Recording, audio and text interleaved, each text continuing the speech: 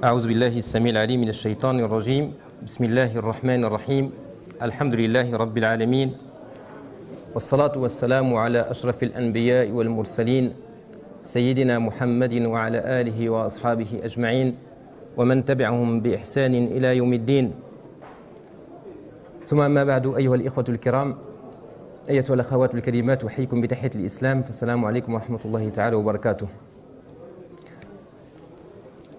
Comme cela est de coutume maintenant, pendant ce mois béni du Ramadan et en cette fin de semaine, il y a l'exhortation al-maw'idha, le rappel après la prière de l'Asr, qu'Allah subhanahu wa ta'ala nous en fasse profit.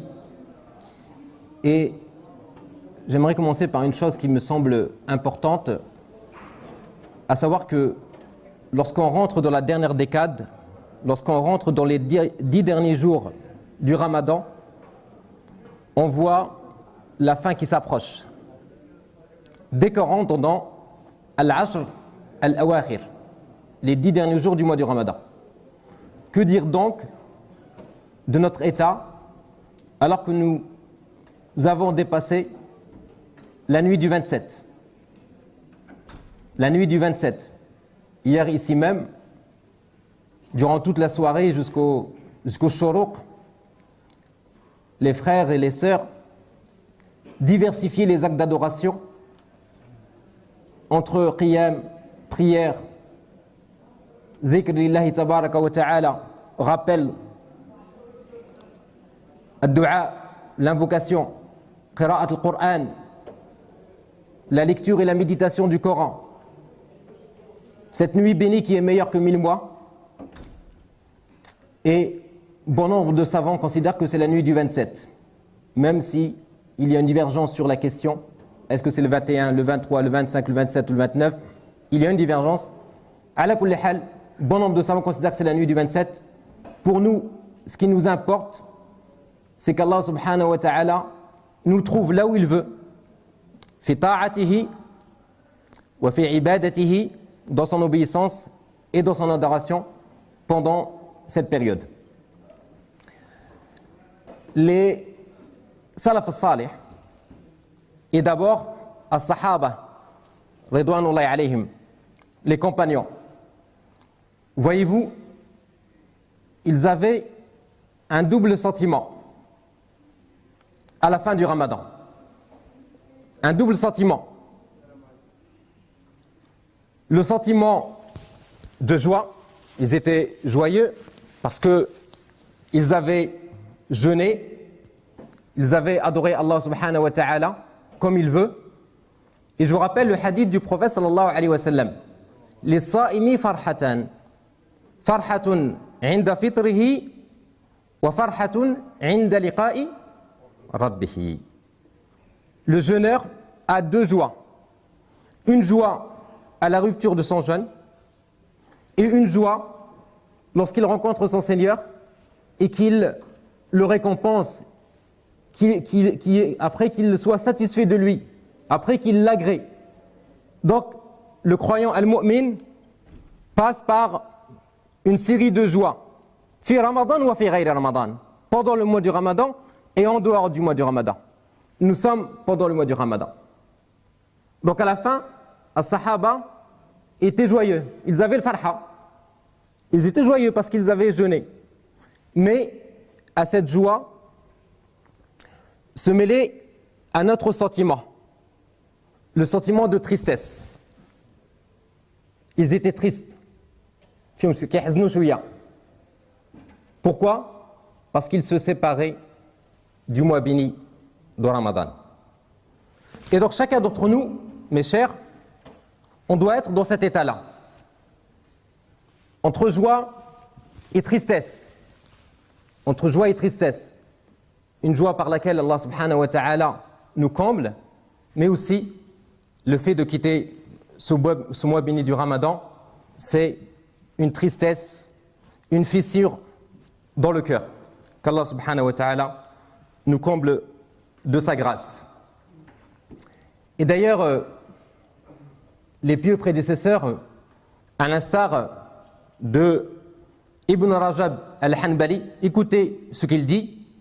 قال ابن رجب في لطائفه عند فراق رمضان, lorsqu'il se sépare du mois du Ramadan. Regardez ces belles paroles. يا شهر رمضان ترفق دموع المحبين تدفق قلوبهم من ألم الفراق تشقق. يا شهر رمضان ترفق, au mois du Ramadan, sois compatissant. دموع المحبين تدفق, les larmes des aimants, de ceux qui aiment Allah subhanahu wa ta'ala, coulent à flot. Tadaffaq, tristesse de quitter le mois du Ramadan. Qulubuhum min alamil firaqi tashaqqaq. Leur cœur, par la douleur de la séparation, se fissure. Tashaqqaq. Les cœurs qui se fissurent par la douleur. Tel doit être, mes chers, l'état normal du croyant. Mais vous devez être heureux. Le mois du Ramadan est terminé. Il n'y a plus de faim, il n'y a plus de soif. Fini la fatigue. C'est ce qu'on entend par-ci et par-là. Nous disons non. J'ai une joie parce que c'est le joie de l'adoration, la joie de l'Eid, Farhat l'Eid. Mais j'ai aussi une tristesse parce que je sors d'une saison spirituelle. Le hadith, vous le connaissez tous, le prophète sallallahu alayhi wa sallam dit Ala inna lillahi fi ayyami dahrikum lanafahat, ala fata'arradu laha. Allah a placé dans le temps des occasions, des moments propices au retour vers lui. Des moments pour consolider, pour enraciner sa relation avec Allah, Jalla fi'ula, et sa relation avec ses semblables, avec les croyants et les non-croyants. L'axe vertical et l'axe horizontal. Toutes les adorations, je dis bien toutes les adorations, en islam, ont pour objectif, ont pour finalité de renforcer l'axe vertical, le lien avec Allah subhanahu wa ta'ala, à travers ce qu'on appelle par exemple al-Rabbaniya, le lien essentiel que nous devons avoir avec Allah, et aussi consolider l'axe horizontal, ma yusamma bil-ukhuwa, al-ukhuwa wal-wahda, la fraternité et l'unité. Que ce soit la prière, que ce soit la zakat, que ce soit al-hajj, le pèlerinage, ont ces doubles objectifs. Regardez, pour ceux qui ont été au pèlerinage ou même à une umrah, ils voient comment ils se rapprochent d'Allah subhanahu wa ta'ala, mais ils voient également cet exercice spirituel important qui leur permet d'unir les cœurs. Fi yawmi Arafah, al-hajj Arafah. Regardez cette unité, cette union, cette fraternité. Adorant le même Seigneur, suivant le même prophète, alayhi salatu wassalam, animés par les mêmes sentiments de plaire à Allah subhanahu wa ta'ala. Donc ça c'est très important pour nous, hein, de savoir que ces moments spirituels, il y en a beaucoup à travers le temps. Dans l'année, il y a des moments comme ça, comme la période de Ramadan, la période de l'Hajj, Muharram, et d'autres périodes, d'autres jours, et d'autres nuits, Layt al-Qadr, Yawm al-Jumu'ah, dans la semaine, le jour du vendredi, un jour important qui nous permet de nous rapprocher d'Allah subhanahu wa ta'ala. La nuit, alors que tout le monde dort, où on se lève, on fait les ablutions rak'atayn ou plus, où on se rapproche d'Allah subhanahu wa ta'ala. Ce sont des moments qu'Allah subhanahu wa ta'ala nous a donnés. C'est une saison, c'est une période. Ni'ma, c'est un bienfait d'Allah subhanahu wa ta'ala. Et quel grand bienfait que le bienfait de l'iman. وكانش نعمة أكبر من نعمة الإيمان؟ لا. وما بكم من نعمة فمن الله. وفي نفس السورة وما آتاكم في سورة النمل وما بكم من نعمة فمن الله. ويقول سبحانه وتعالى وإن تعدوا نعمة الله لا تحصوها. Si vous cherchez à faire la somme des bienfaits d'Allah subhanahu wa ta'ala, vous ne saurez le faire. Les bienfaits d'Allah subhanahu wa ta'ala sont trop nombreux pour nous. Et donc, Allah a placé dans le mois du Ramadan tous les ingrédients et toutes les facilités, je dis bien toutes les facilités pour nous rapprocher de lui et des gens. On dit souvent que Ramadan, c'est une école. Je le disais la fois dernière dans l'exhortation, avant l'Isha. Ramadan, madrasa, c'est une école. Une école de la foi, l'iman. Une école de la spiritualité. Une école de la conscience. Une école du don. Une école de la solidarité. Alors, regardez la solidarité pendant le mois du Ramadan, à travers les actions sociales, les actions humanitaires. Masha'Allah, ça c'est le baraka, la bénédiction que met Allah subhanahu wa ta'ala pendant le mois du Ramadan. Mais le Ramadan également, c'est une école de la justice, une école de la dignité, une école de la fraternité, une école de l'union, al-wahda. Nous apprenons à nous unir pendant le mois du Ramadan. Et il serait quand même dommage de nous séparer le jour de l'Eid. Vous voyez? C'est le comble de l'affaire. Alors quand nous parlons à chaque fois d'union et d'unité, au début et à la fin du Ramadan, on a toujours peur de la division. Qu'Allah subhanahu wa ta'ala unisse nos cœurs et nous unisse autour de l'Eid à la fin de ce mois béni. Donc nous devons être reconnaissants vis-à-vis d'Allah subhanahu wa ta'ala pour nous avoir permis tout cela.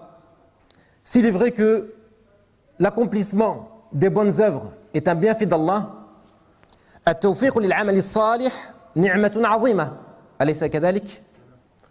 التوفيق للعمل الصالح نعمة عظيمة ولكن هذه النعمة لا تتم إلا بنعمة أخرى أعظم منها ألا وهي نعمة القبول.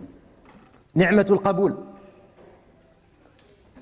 L'accomplissement des bonnes œuvres est un bienfait. Mais il y a un bienfait encore plus important. Le fait qu'Allah subhanahu wa ta'ala nous ait permis, nous ait guidés, hadana subhanahu wa ta'ala ila siratin mustaqim. Il nous a guidés vers le droit chemin, sinon on ne serait pas là. Et qu'Allah nous permette la constance. Ça c'est l'accomplissement des bonnes œuvres, on a pu le faire. Mais il y a une chose plus importante, un bienfait plus extraordinaire, c'est celui de l'acceptation. Celui de savoir si Allah subhanahu wa ta'ala a agréé nos œuvres. كان سلفنا الصالح رحمهم الله يجتهدون في رمضان. Les pieux prédécesseurs multipliaient les efforts pendant le mois du Ramadan. ومع ذلك بعد رمضان قلوبهم وجلة قلوبهم خائفة. Ils multipliaient les adorations, les obéissances, et pourtant après le mois du Ramadan, leur cœur était affecté par la peur. قلوبهم وجلة قلوبهم خائفة. Ils avaient peur. أقبلت أعمالهم أم لا؟ أكانت خالصة لوجه الله أم لا؟ أكانت على الوجه الذي ينبغي أم لا؟ Ils se posaient ces questions-là. Cela les affectait. Est-ce que leurs actions étaient sincères? Est-ce que leurs bonnes œuvres sont acceptées par Allah subhanahu wa ta'ala? C'était leur peur. Et c'est pour cela que Aïcha, radiyallahu anha, a questionné le prophète sallallahu alayhi wa sallam concernant ce verset dans Surat al-Mu'minun, dans lequel Allah subhanahu wa ta'ala dit وَالَّذِينَ يُؤْتُونَ مَا آتَوْا وَقُلُوبُهُمْ وَجِلَةٌ أَنَّهُمْ إِلَى رَبِّهِمْ راجعون. وَالَّذِينَ يُؤْتُونَ مَا آتَوْا. Ceux qui ont accompli ce qu'ils ont fait. وَقُلُوبُهُمْ وَجِلَةٌ. Et que leurs cœurs sont touchés par la peur, sont affectés. Aïcha a questionné au prophète sallallahu alayhi wa sallam, de qui parle Allah subhanahu wa ta'ala? Ô messager d'Allah, qui sont ces gens-là qui ont peur? Al-insan hada li kaykhaf. Qui est-il? Ali uquq al-walidayn? Ali tark as-salah? Ali tark az-zakah? Est-ce qu'ils ont peur parce qu'ils ont désobéi aux parents? Parce qu'ils ont délaissé la prière ou délaissé la zakat? Aïcha dit Ahuwa ar-rajulu yazni wa yashrab al-khamr? Est-ce que c'est l'homme qui commet la fornication et qui boit le vin, le messager d'Allah sallallahu alayhi wa sallam dit Qala la yabnata as-siddiq, non aux filles du véridique. Lakinnahu ar-rajul, mais il s'agit de qui parle Allah subhanahu wa ta'ala dans ce verset. Lakinnahu ar-rajul yasumu yatasaddaq, c'est l'homme, c'est la femme qui jeûne et qui donne la sadaqa, wa yakhafu an la yuqbala minha, et qui a peur que ses bonnes œuvres ne soient pas acceptées. Il a peur. يخاف أن يرجع إلى الله فلا يجد هذا العمل مقبولا فهذا هو شأن المؤمن دائما. Ça c'est l'état normal du croyant, qu'il a toujours besoin de ce retour vers Allah subhanahu wa ta'ala. Et déjà l'anbiya wa rusul, les prophètes et les messagers, invoquaient toujours Allah subhanahu wa ta'ala d'accepter et d'agréer leurs bonnes œuvres. Je n'ai pris qu'un exemple ici de Sayyidina Ibrahim alayhi salam. Sayyidina Ibrahim, dans Surat Ibrahim, invoque Allah sur le terme Rabbi ij'alni muqima as-salati wa min dhurriyyati Rabbana wa taqabbal du'a. Rabbana wa taqabbal du'a. Il a demandé à Allah subhanahu wa ta'ala de lui permettre d'accomplir la salat ainsi qu'à sa descendance, et à la fin, il invoque Allah subhanahu wa ta'ala Rabbana wa taqabbal du'a. Où Allah accepte la demande, où Allah accepte l'invocation. Et donc, c'est très important. On nous raconte souvent le récit de cet homme, Rajul, cet homme qui est dans le désert, qui est dans un état vraiment apparent, qui nous laisserait dire que son invocation va être acceptée. Des cheveux ébouriffés, Ash'at Arbar, et qui lève les mains au ciel. Wa mashrabuhu haram, alors que ce qu'il boit est haram. Wa malbasuhu haram, ses vêtements sont dans le haram. Il vit dans le haram. Le prophète sallallahu alayhi wa sallam dit comment l'invocation d'une telle personne pourrait être acceptée par Allah subhanahu wa ta'ala. C'est parce que c'est ce que nous faisons à chaque fois. Allahumma taqabbal siyamana wa qiyamana. Allahumma taqabbal ad-du'a. Mais comment voulez-vous qu'Allah accepte nos invocations si nous nous éloignons de le halal et nous plongeons dans le haram? Ce n'est pas logique, la yu'aqal. Ce n'est pas sensé. Et donc cette question doit nous préoccuper. C'est pour cela que Ali ibn Abi Talib karramallahu wajhahu wa radiyallahu anhu disait كونوا لقابل العمل أشد اهتماما منكم بالعمل ألم تسمعوا قول الحق عز وجل إنما يتقبل الله من المتقين إنما يتقبل الله من المتقين. Ali disait soyez plus préoccupés par l'acceptation des bonnes œuvres que les bonnes œuvres en elles-mêmes. أشد اهتماما. Vraiment le souci premier doit être celui de l'acceptation. J'ai prié, j'ai jeûné, j'ai fait 50 fois le hajj. C'est bien, mais est-ce que Allah Rabbul Alamin a accepté cela? C'est vraiment la question, et vous comprenez pourquoi ils avaient peur. إنما يتقبل الله من المتقين. سئل الإمام أحمد عن معنى المتقين في هذه الآية فقال يتقي الأشياء فلا يقع فيما لا يحل له. يتقي الأشياء فلا يقع فيما لا يحل له. Dans le sens de Allah n'accepte. Pourquoi il a dit ça, Ali? Il a justifié par la preuve coranique. Allah n'accepte que des pieux, que les œuvres des pieux.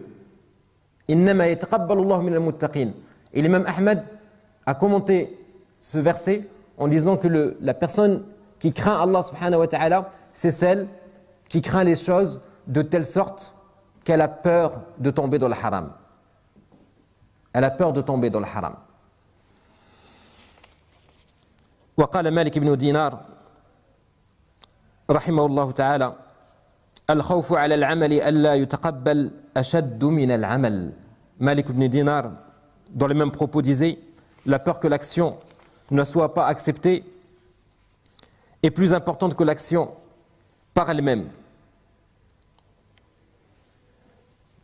Ibn Umar رضي الله عنه وعن أبيه وعن الصحابة أجمعين رضي الله عنهما nous a rapporté le récit d'un homme qui a fait une sadaqa, qui a donné 1 dinar. Et son fils, qui avait assisté à la scène, lui a dit la chose suivante. Il lui a dit فقال له ابنه تقبل الله منك يا أبته. Allah a accepté ce que tu as fait. Parce que l'enfant a vu une bonne œuvre. Il a vu son père sortir de l'argent et le donner à la personne qui est dans la nécessité. Il dit Allah ou mon père, Allah a accepté ce que tu as fait. فقال لو علمت أن الله تقبل مني سجدة واحدة. Son père lui a répondu, si j'avais su, si je savais qu'Allah a accepté une seule de mes prosternations, أو صدقة dirham, ou la sadaqa d'un seul dirham, لم يكن غائب أحب إلي من الموت. Il n'y aurait pas une chose qui me serait plus préférable que la mort. Si je savais que ma prière, une prosternation, dans mes prières, sajda wahida, ماشي سجدتين, sajda wahida, مش صلاة, بس sajda, une seule prosternation, ou la sadaqa d'un dirham, si j'étais sûr de cela, si j'avais cette conviction profonde que Allah véritablement a accepté, j'aurais aimé être du nombre des habitants des tombes. Parce que je suis prêt à la rencontre d'Allah subhanahu wa ta'ala. Et il lui dit أتدري ممن يتقبل الله منه. Il dit إنما يتقبل الله من المتقين. Il lui a répondu, il dit ô fiston, tu sais, ceux qui ont droit à l'acceptation de leurs actions, c'est ceux qui entrent dans le verset إنما يتقبل الله من المتقين. وكان بعض الصالحين يقول طوبى لمن تقبلت منه صلاة واحدة. Et certains vertueux disaient bienheureux sont ceux qui ont l'acceptation de leur prière. Et Allah subhanahu wa ta'ala nous informe concernant l'acceptation des adorations, l'acceptation par exemple du repentir. يقول سبحانه وتعالى وهو الذي يقبل التوبة عن عباده. Qui accepte? Ce n'est pas les gens. Le seul qui peut accepter nos œuvres, c'est Allah Jalla fi'ula. Personne ne peut te dire, personne ne peut me dire ta prière est acceptée. تقبل منك رب العالمين. Ton hajj est accepté. C'est pas possible. On peut invoquer Allah. Oh Allah accepte sa prière. Oh Allah accepte son invocation. Oh Allah accepte sa umrah. Mais on ne peut nullement dire à quelqu'un, c'est toi, je te garantis que ton œuvre est acceptée. Car cela est le domaine réservé d'Allah subhanahu wa ta'ala. وَهُوَ الَّذِي يَقْبَلُ التَّوْبَةَ عَنْ عِبَادِهِ. Et il dit dans un autre verset, dans Surat Ghafir, غَافِرِ الذَّنْبِ وَقَابِلِ التَّوْبِ شَدِيدِ الْعِقَابِ ذِي طَوْلٍ. C'est Allah, c'est lui qui pardonne les péchés et c'est lui qui accepte le repentir. Allahumma taqabbal minna ajma'in ya rabbal alamin. Mu'la ibn Fadl, rahimahullah, pour insister là-dessus, et à chaque fois on le répète, nous parle de l'état des pieux prédécesseurs qui ne considéraient pas l'adoration dans un temps limité. Pour eux, l'adoration, ils prenaient l'adoration avec un avant, qabl, un pendant et un après. ماذا بعد رمضان؟ قبل رمضان، أثناء رمضان وبعد رمضان. Nous devons prendre chaque adoration comme ça. Avant salat, pendant salat, بعد salat. Après la prière. Et il disait, les pieux prédécesseurs invoquaient Allah subhanahu wa ta'ala 6 mois avant l'arrivée du Ramadan pour qu'ils puissent l'atteindre. Allahumma ballighna Ramadan. C'était leur état. Et après avoir fait des efforts, بعد رمضان يدعون الله عز وجل 6 أشهر أن يتقبل منهم صالح الأعمال. Et après le mois du Ramadan, ce n'est pas on ferme tout, on range le Coran, on range les livres, on ferme les mosquées, circuler, il n'y a plus rien à voir. Non, c'est seulement là qu'il se posait les véritables questions. Est-ce que tous ces efforts, mais voyez-vous quand même, pendant un mois, إذا جاء رمضان فتحت أبواب الجنة وغلقت أبواب النار وصفدت الشياطين. Ramadan, شهر فيه خير كبير. Il y a un grand bienfait qui fait que les gens, les jeunes et les moins jeunes, les filles et les garçons, les femmes et les hommes, toutes catégories confondues, reviennent à Allah subhanahu wa ta'ala par sa grâce. Par sa grâce, Jalla fi'ula. Mais pendant le mois du Ramadan, leur souci premier, c'était est-ce que Allah a accepté ce que nous avons fait?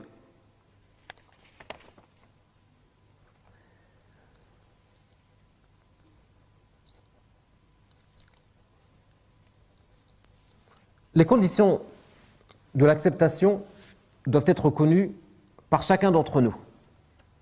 Il ne faut pas confondre deux choses. Ce qu'on appelle shurut al-sihha, les conditions de validité, wa shurut al-qaboul, et les conditions d'acceptation. L'acte d'adoration, on peut le qualifier de valide, sahih, il est valide. Chaque acte d'adoration a des conditions de validité. Je vous donne un exemple. Si on prend un salat, la prière, pour l'accomplir, il y a un certain nombre de conditions. Sans ces conditions, la prière ne peut être valide. Je n'ai pas dit accepter, j'ai dit valide. As-sihha ou al-qaboul. Vous me suivez? Parmi les conditions de validité de la prière, la purification, at-tahara. Tu ne peux pas faire la prière sans avoir la purification, sans être en état d'ablution. Parmi les conditions de validité de la prière, c'est la direction de al-qibla. Lorsqu'on fait la prière, on se dirige vers la qibla.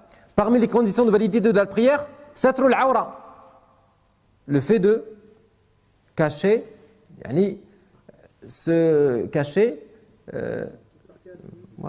c'est pas tout à fait. On peut se partir bon, c'est un peu plus. La traduction elle est toujours difficile. L'awra, dans l'awra, normalement, quelqu'un, l'awra qu'on dit c'est quelqu'un qui ne voit pas. En fait, c'est ce qui est indécent à regarder. Ce qui est indécent à regarder. D'accord? C'est un peu plus subtil, en réalité. Ala kulli hal. Ça fait partie, il faut couvrir al-awra. Parmi les conditions de validité de la prière, l'asr, c'est dukhul al-waqt, l'entrée de l'heure. Tu ne peux pas prier salat al-maghrib alors que le soleil ne s'est pas couché.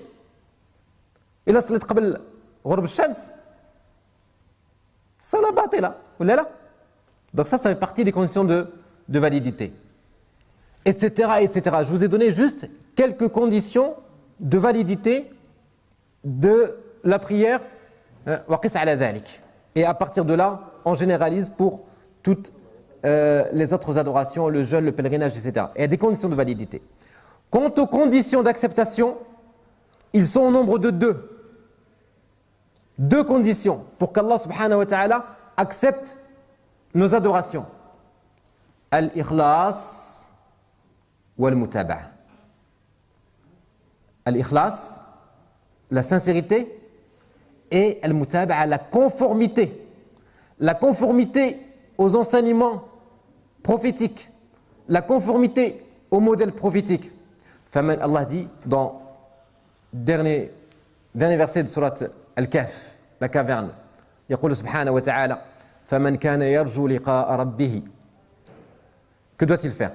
Sauf فمن كان يرجو لقاء ربه, la personne qui espère la rencontre de son Seigneur. ايش يعمل؟ فمن كان يرجو لقاء ربه فليعمل عملا صالحا ولا يشرك بعبادة ربه أحدا. Ce verset est une preuve, disons que العمل الصالح فمن كان يرجو فليعمل عملا صالحا. العمل الصالح, l'œuvre, la bonne œuvre ici, c'est celle qui est conforme à l'enseignement prophétique et qui n'associe à Dieu personne dans son adoration. ولا يشرك بعبادة ربه أحدا. Ça, c'est très important. Et d'ailleurs, même lorsqu'on dit La ilaha illallah Muhammadun Rasulullah, قال ابن القيم لا إله إلا الله إياك أريد محمد رسول الله بما تريد. Si tous les chemins mènent à Rome, la seule voie qui mène au paradis, c'est la voie des prophètes et des messagers. C'est Allah qu'on vise.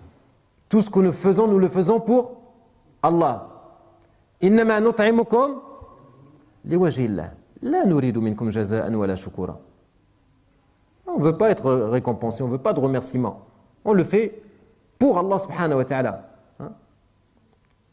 On le fait pour Allah. إلا ابتغاء وجه ربه. Il y a plusieurs formules coraniques, versets coraniques, qui font référence au fait que nous faisons nos adorations pour Allah subhanahu wa ta'ala.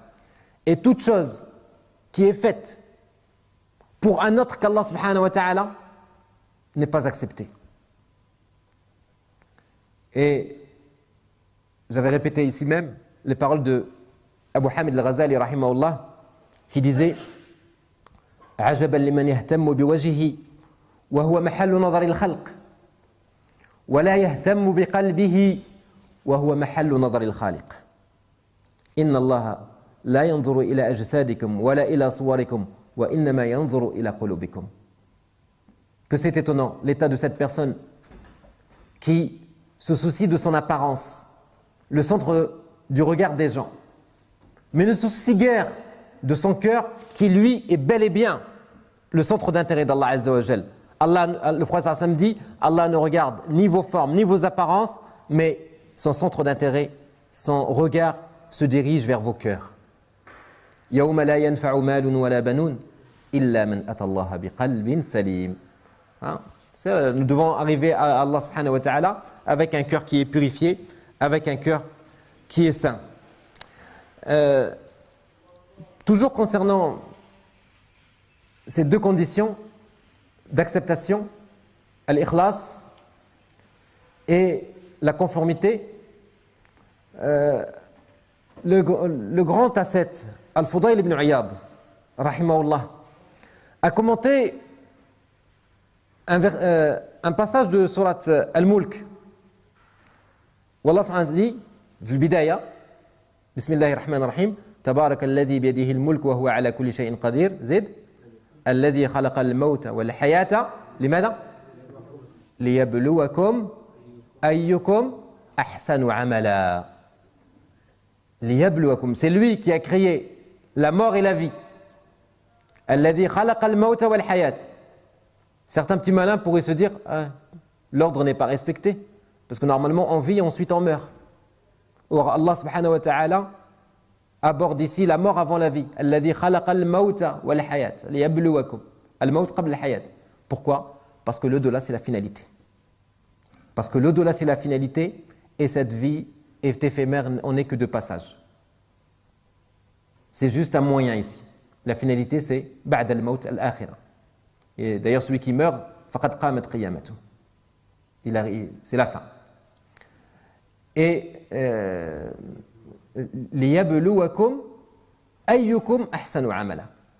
Pour voir, pour vous éprouver, pour voir qui d'entre vous est le meilleur en œuvre et le meilleur en action. أحسن عملا. Al-Fudayl ibn Iyad disait أحسن عملا, il a dit أخلصه وأصوبه. Il a dit ce qui est le plus sincère fait ikhlas et ce qui est le plus conforme. C'est ça أحسن عملا.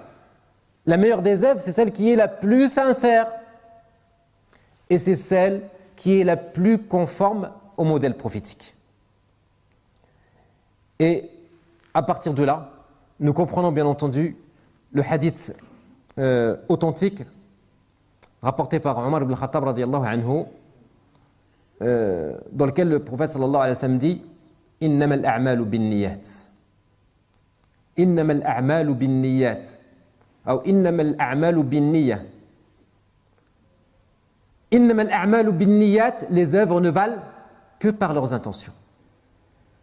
إنما الأعمال بالنيات وإنما لكل امرئ ما نوى فمن كانت هجرته إلى الله ورسوله فهجرته إلى الله ورسوله ومن كانت هجرته لدنيا يصيبها أو امرأة ينكحها فهجرته إلى ما هاجر إليه. Le hadith de l'intention. Les œuvres ne valent que par leurs intentions. L'intention, c'est deux niveaux. Un premier niveau qui consiste à distinguer entre les choses, qui consiste à différencier entre les adorations. Qu'est-ce qui différencie ou qu'est-ce qui distingue rak'atay al-fajr de salat al-subh?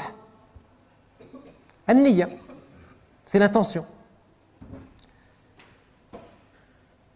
Qu'est-ce qui distingue une prière rak'atayn de qiyam al-layl de rak'atayn de subh? C'est l'intention, an-niyya. La prière c'est la même, la forme est la même, le contenu est le même, mais l'intention n'est pas la même. Qu'est-ce qui différencie et qu'est-ce qui distingue un bain normal des ablutions majeures, le ghusl? C'est le niyya, c'est l'intention. Ça c'est le premier niveau. Le deuxième niveau de l'intention, c'est notre sujet, à savoir ce qui permet d'obtenir l'acceptation de nos œuvres, c'est al-ikhlas, la sincérité. La sincérité. Et ça vraiment nécessite et demande de notre part un effort quotidien pour toujours purifier nos intentions, pour toujours nous demander des comptes. Hasibu anfusakum qabla an tuhasabu.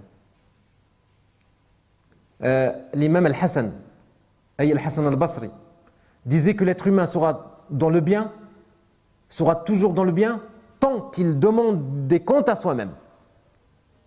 Tant qu'on se demande des comptes et qu'on fait son examen de conscience, ce qu'on appelle muhasabatun nafs, on sera dans le bien, on sera dans la voie de la rectitude. Donc l'acceptation est une chose justement qu'on doit rechercher à chaque moment, à chaque instant, et également la conformité au modèle prophétique doit nous préoccuper. On ne prie pas comme on veut, on ne jeûne pas comme on veut, on n'accomplit pas les rites du pèlerinage comme on veut. Qala alayhi salatu wassalam, sallu kif kama ra'aytumuni usalli. Priez comme vous m'avez vu prier. Qala alayhi salatu wassalam, khudhu anni manasikakum. Prenez de moi vos rites. Wa ma atakum ar-rasul fakhudhuhu wa ma nahakum anhu fantahu. Ce que le prophète sallallahu alayhi wa sallam vous dit de faire, appliquez-le. Prenez-le. Et ce qu'il vous interdit, abstenez-vous-en. C'est le modèle, alayhi salatu wassalam. Et donc pour nous, qui sommes en état de jeûne, nous posons bien entendu la question de la réalité du jeûne. Quel doit être le jeûne? C'est le jeûne du prophète sallallahu alayhi wa sallam. Un jeûne qui est sincère, fait ikhlas, pour qu'il soit accepté. Où on ne se fatigue pas finalement, car le prophète sallallahu alayhi wa sallam dit Rubba sa'im hadduhu min siyamihi al-ju' wal-'atash wa rubba qa'im hadduhu min qiyamihi as-sahar wat-ta'ab. Plus d'un jeûneur ne tire comme profit de son jeûne que la faim et la soif. Et plus d'un veilleur ne tire comme profit de sa veillée que la fatigue. C'est-à-dire qu'il n'a pas compris la finalité.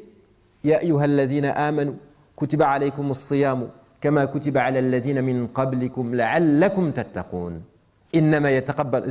On lit les deux, la première partie et cette deuxième partie. La'allakum tattaqun. Nous avons parlé de l'qaboul. Innama yataqabbalu Allahu minal muttaqin. C'est-à-dire que, chauffe, Ramadan nous prépare et nous exerce à craindre Allah. Allah nous exerce pendant le mois du Ramadan à le craindre. La'allakum tattaqun. Pourquoi il nous exerce à cela? Parce qu'il veut accepter nos bonnes œuvres. Et pour qu'il accepte nos bonnes œuvres, nous devons être dans cette catégorie de ceux qui craignent Allah. Innama yataqabbalu Allahu minal muttaqin. Nous avons cité la parole de l'imam Ahmed tout à l'heure concernant celui qui craint Allah Azza wa Jal, c'est qu'il s'éloigne de l'haram. Et le jeûne nous apprend cela. Déjà pendant le jeûne, on s'éloigne même de l'halal. Manger ce que Allah a autorisé. En dehors de la période du jeûne, c'est halal. Pendant la période du jeûne, min tulu' al-fajr ila ghurub ash-shams, c'est haram. Katrak al-halal fi nahari Ramadan. Boire, nourrir, rapport intime avec son épouse, tout ça haram pendant la journée du jeûne. En dehors, c'est halal. Allah Azza wa Jalla, il nous exerce هذا تدريب. C'est هذا تمرين. C'est un exercice, c'est un entraînement pour que nous considérons comme il faut al-halal et al-haram. Ça c'est la même chose. Et le hadith est clair, rapporté par qui? An-Nu'man ibn Bashir radiyallahu anhu. والحديث في الأربعين قال رسول الله صلى الله عليه وسلم الحلال بين كيف الحلال بين والحرام بين وبينهما أمور مشتبهات لا يعلمهن كثير من الناس فمن اتقى الشبهات فقد استبرأ لدينه وعرضه ومن وقع في الشبهات وقع في الحرام كالراعي يرعى حول الحمى يوشك أن يقع فيه ألا وإن لكل ملك حمى ألا وإن حمى الله محارمه ألا وإن في الجسد مضغة إذا صلحت صلح الجسد كله وإذا فسدت فسد الجسد كله ألا وهي القلب. القلب. Nous revenons toujours à la même chose, le cœur. Tout part du cœur. Le halal, le haram, c'est évident. Allah l'a rendu évident, clair, limpide. Et donc, ce mois du Ramadan, on a dit que c'est une école pour distinguer tout cela. Et que ba'da Ramadan, nous soyons sur la constance. Plaire à Dieu, être sincère et conforme au prophète sallallahu alayhi wa sallam. On ne peut pas faire des adorations qui ne sont pas conformes au modèle prophétique. Aïcha rapporte radiyallahu anha que le prophète sallallahu alayhi wa sallam dit Man ahdatha fi amrina hadha ma laysa minhu fahuwa rad. وفي رواية مسلم من عمل عملا ليس عليه أمرنا فهو رد أي مردود عليه. Celui qui accomplit une œuvre, celui qui accomplit un acte d'adoration non conforme à nos enseignements, c'est l'enseignement prophétique, ce que Allah veut et son messager, cela est rejeté de lui. Celui qui nous dirait que je vais faire 6 prières obligatoires par jour, on va dire Man amila amalan laysa alayhi amruna fahuwa rad. C'est refusé. Quand bien même tu ferais 6 prières au lieu de 5. Car le prophète sallallahu alayhi wa sallam n'a jamais fait, il n'a jamais considéré 5 prières obligatoires. Allah lui a rendu obligatoire 5 prières, pas 6. Le reste, c'est at-tatawwu', c'est ce qui est surrogatoire, ce qui est en plus. Wala yazalu 'abdi yataqarrabu ilayya bin-nawafil hatta uhibbah. Ça c'est la cerise sur le gâteau qui nous rapproche d'Allah subhanahu wa ta'ala. هذا الرسول صلى الله عليه وسلم. Nous devons vraiment comprendre que le mois du Ramadan qui renferme l'ensemble ou la plupart des actes d'adoration en termes de prière, en termes de dhikr, en termes de dua, en termes de rapport à l'Qur'an al-Karim, en termes de sadaqa, l'infaq, de générosité. Le messager d'Allah sallallahu alayhi wa sallam était généreux. Il était encore plus pendant le mois du Ramadan. À ce moment où Jibril venait lui rappeler et réviser avec lui Al-Qur'an. Regardez dans cet état. Le rapport Al-Qur'an al-Karim, quelqu'un qui a un rapport Al-Qur'an al-Karim ne peut que passer à la pratique. Être généreux. Ne pas avoir peur du lendemain. Ça, c'est le mois du Ramadan. Et notre état, et je conclus avec cela, notre état aujourd'hui doit nous préparer à l'après-Ramadan, l'après-Eid. C'est-à-dire, il y a comme mercredi ou la jeudi, en fonction du jour de l'Eid. Non, l'après-Eid. Donc l'Eid c'est mardi ou la mercredi. Donc notre état mercredi ou jeudi, Inch'Allah. Ala kulli hal. Cet état vraiment doit nous préoccuper, individuellement et collectivement. Individuellement et collectivement. Quel va être mon état ba'da Ramadan? Et me rappeler ce qu'a dit Allah subhanahu wa ta'ala. Wa la takunu. Allah dit des fois, kunu, soyez comme. Et des fois il nous dit, ne soyez pas comme. Wa la takunu kallati naqadat ghazlaha min ba'di quwwatin ankata. Ne soyez pas comme celle qui défait sa quenouille après l'avoir solidement filée. C'est celle qui tricote, hein, avec la laine là. Ça demande des heures et des heures, que dis-je?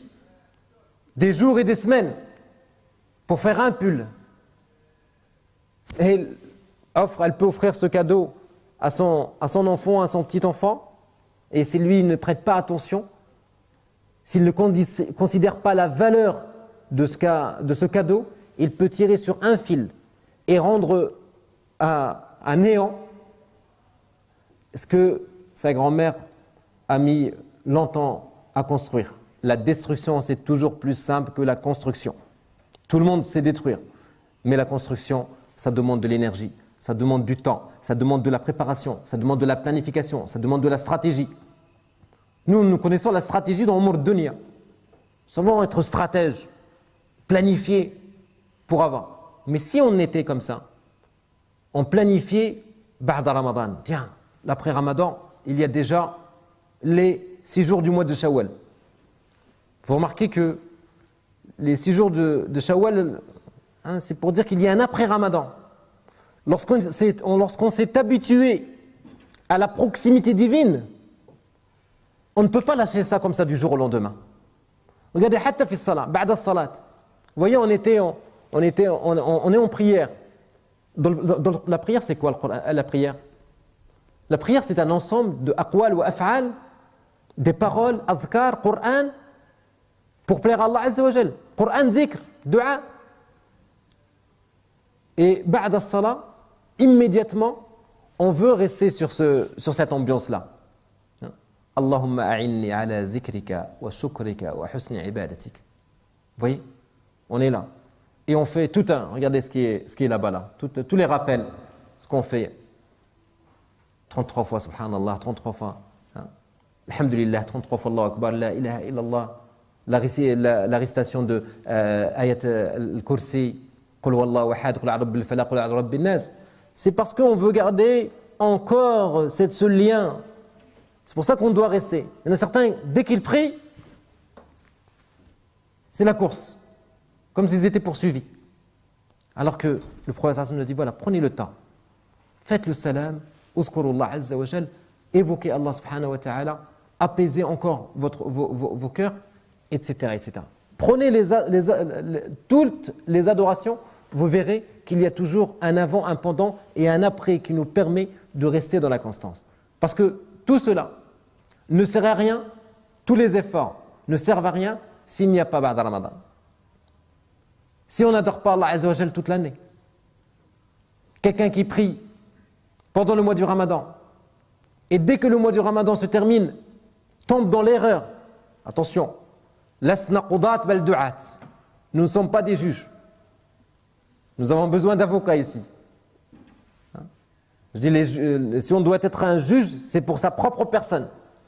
Mais nous disons que les personnes qui n'ont pas compris que le mois du Ramadan est un tremplin, est une école du changement qui va me permettre de booster mon énergie spirituelle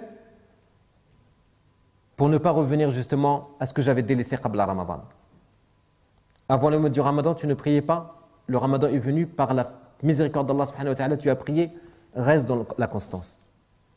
Ce n'est pas pour rien que le prophète sallallahu alayhi wa sallam, lorsque le noble compagnon lui a dit « Donne-moi un conseil », le prophète sallallahu alayhi wa sallam lui a dit « Dis-moi quelque chose au sujet de laquelle je ne questionnerai personne en dehors de toi. » Et le prophète sallallahu alayhi wa sallam lui dit « Qul amantu billahi thumma istaqim. » Qul amantu billah. Dis, je crois en Allah, thumma istaqim. Al-istiqama. إن الذين قالوا ربنا الله ثم استقاموا تتنزل عليهم الملائكة ألا تخافوا ولا تحزنوا وأبشروا بالجنة التي كنتم توعدون إلى آخر الآية. Ceux qui ont la foi dans le cœur, ils sont sur l'istiqama, sur la constance, bien entendu, ils sont dans une proximité divine, bien entendu, que ceux qui connaissent la réalité de cette proximité les envieraient. Ils seraient envieux envers de la personne qui a un cœur attaché à Allah subhanahu wa ta'ala. L'imam Ibn al-Jawzi, rahimahullah, disait نحن في روضة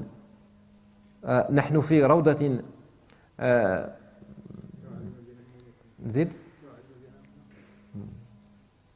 نحن في روضة طعامنا فيها الخشوع وشرابنا فيها الدموع. Nous sommes dans un jardin où notre nourriture consiste à nous recueillir devant Allah, al-khushu'. Le ta'am, la nourriture, c'est le recueillement. Et la boisson, ce sont les larmes. Les larmes qu'on fait couler, comme on a dit tout à l'heure, lorsqu'on quitte le mois du Ramadan. Lorsqu'on fait son propre compte, son propre bilan. Et c'est là où il y a la sincérité. Pas devant les gens. C'est pas vrai que tu ne peux pas pleurer devant les gens, mais il en est parmi les récits, il en est des récits où il arrive que l'homme ou la femme, dans les récits que j'ai lus, c'est plutôt des hommes qui sont cités. Un homme qui a vécu 30 ans, 40 ans avec son épouse, elle ne l'a jamais vu sortir une larme. Alors que lui, tous les nuits, il pleurait. Entre lui et Allah subhanahu wa ta'ala. Ce sont des gens vraiment qui avaient peur, qui craignaient Allah azza wa jal. Parmi eux, parmi ses plus prédécesseurs, il y avait des gens qui, lorsque ils lisaient le Coran al-Karim, dès que quelqu'un entre chez eux, ils faisaient semblant comme s'ils ne lisaient pas. Ils rangeaient le Coran. Ça n'est pas...